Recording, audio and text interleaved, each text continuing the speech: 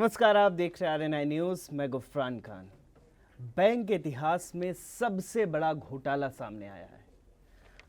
जो आज तक बैंक के इतिहास में घोटाले हुए हैं वो कहीं ना कहीं इस घोटाले से छोटे हैं, ऐसे नीचे घोटाले हैं। ये सबसे बड़ा घोटाला है बैंक के इतिहास में।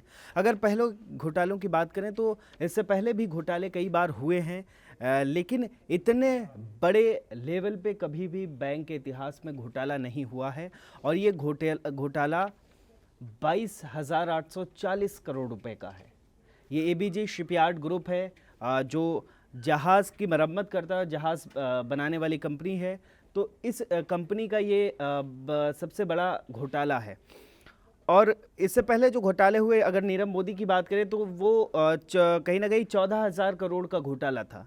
और उसमें मेहुल चोकसी का भी नाम था। उसके बाद विजय माल्या का जो घोटाला था वो 9,000 करोड़ रुपए का घोटाला था। लेकिन जो इस बार एबीजी शिपयार्ड ग्रुप का घोटाला हुआ, ये 22,840 करोड़ रुपए का घोटाला है। इसमें सवाल भी उठा रहे, विपक्ष ने सवाल उठाए कि ये पैसा किसका है।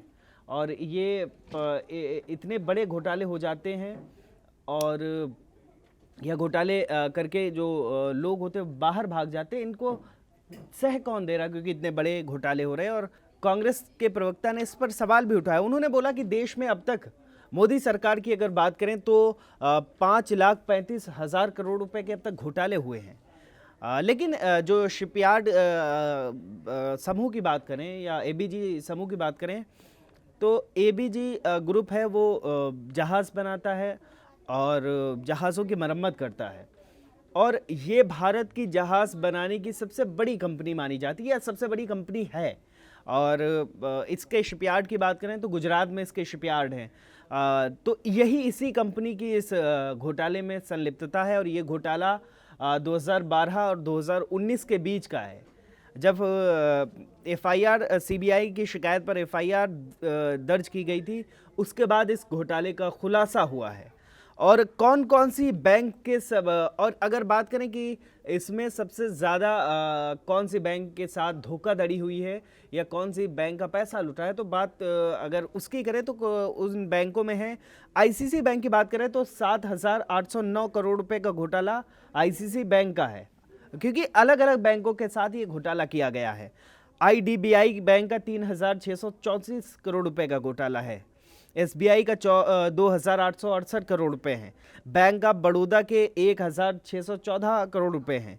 वहीं पीएनबी बैंक के 1,244 करोड़ रुपए हैं। इंडियन ओवरसीज बैंक के 1,228 करोड़ हैं और एलआईसी के 130 करोड़ हैं। तो इतना बड़ा घोटाला बैंक के इतिहास में पहली बार हुआ है। और इस रकम जो है इसको विदेशों में भी निवेश किया गया है। इसकी इन पैसों से कई संपत्तियां भी खरीदी गई। इस तरीके की खबरें बाहर निकल के आई हैं और कई प्रॉपर्टी हैं विदेशों में इस पैसे की।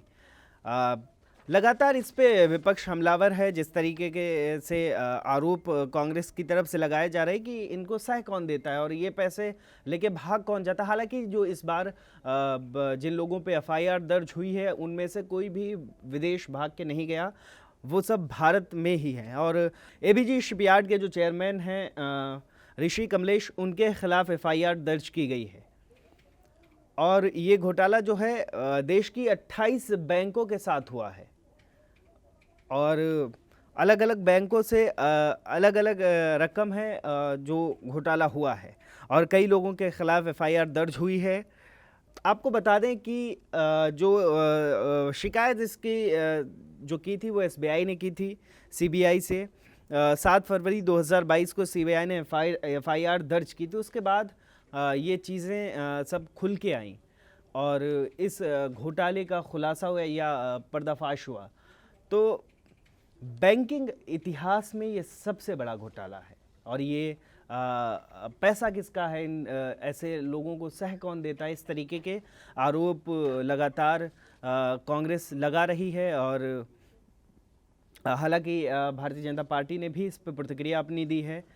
लेकिन ये सबसे बड़ी बात है, ये बैंकिंग इतिहास का बहुत बड़ा घोटाला है। आज तक इस तरीके के कोई घोटाले नहीं हुए बैंकिंग इतिहास में। हालांकि हुए हैं, लेकिन इतने बड़े इतनी बड़ी रकम किस की बात करें तो 22,840 करोड़ रुपए का घोटाला ये पहली बार हुआ है देश के इतिहास में और बैंकिंग इतिहास में। आप देख रहे थे RNI न्यूज़ में गुफ्तान का।